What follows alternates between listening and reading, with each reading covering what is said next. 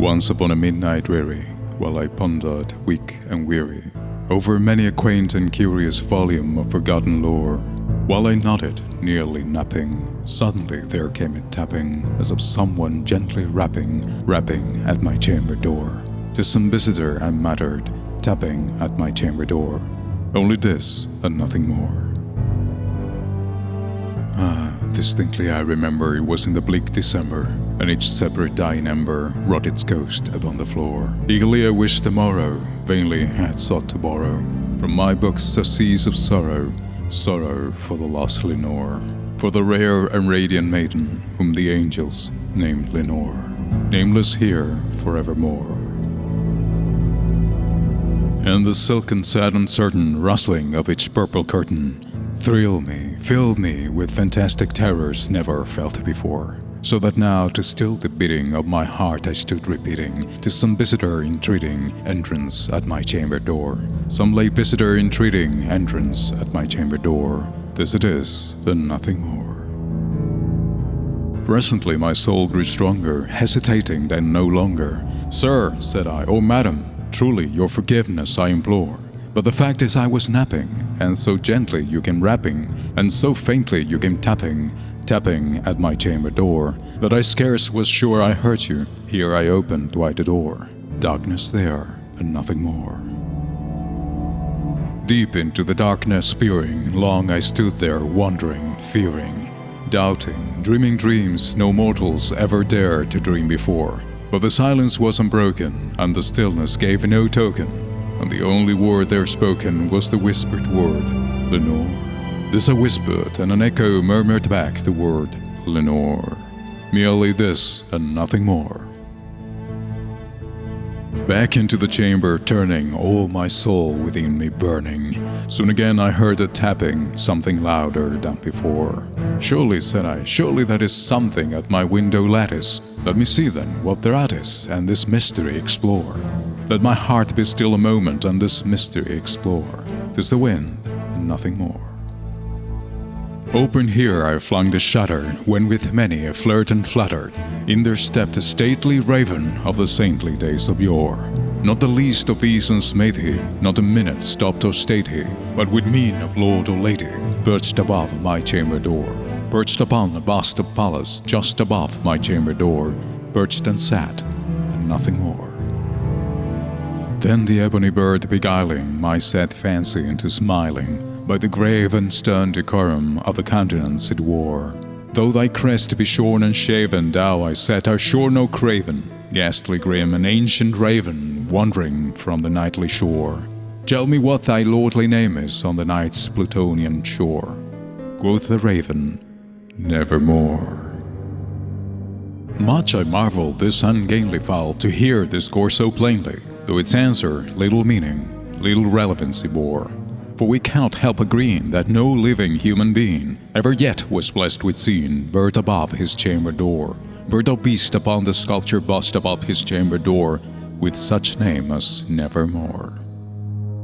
But the raven, sitting lonely on that placid bust, spoke only that one word, as if its soul in that one word he did outpour.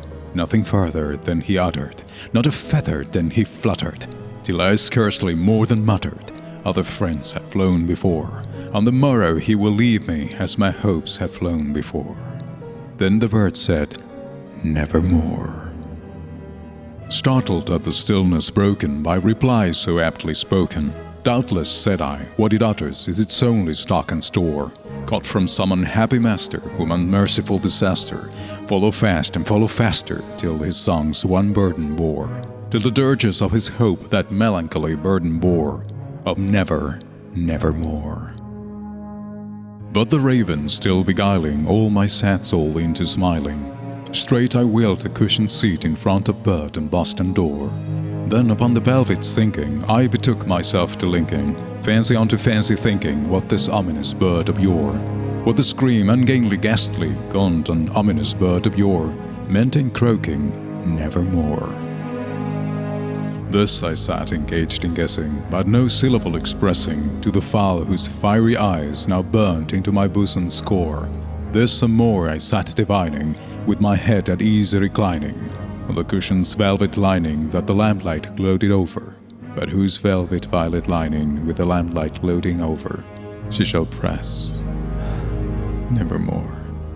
Then methought the air grew denser, perfumed from an unseen censer, swung by seraphim whose footfalls tinkled on the tufted floor. Wretched, I cried, thy God hath lent thee, by these angels he hath sent thee, respite, respite and nepenthe from thy memories of Lenore. Quaff this kind nepenthe, and forget this lost Lenore. Quoth the raven, nevermore. Prophet, said I, think of evil, prophet still, if bird or devil, whether tempter sent or whether tempest toss thee here ashore.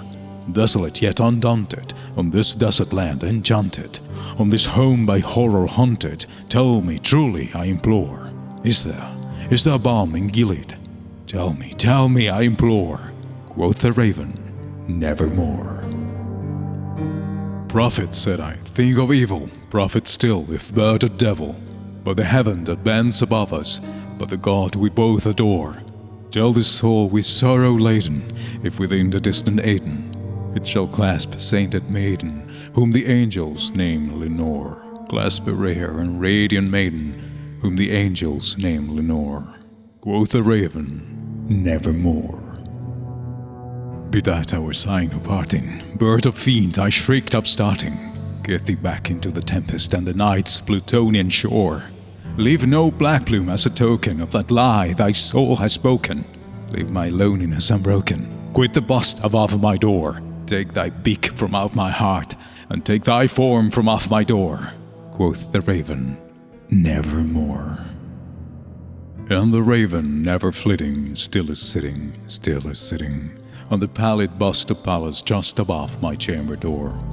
And his eyes have all the seeming of a demon's that is streaming, and the lamplight over him streaming throws his shadows on the floor.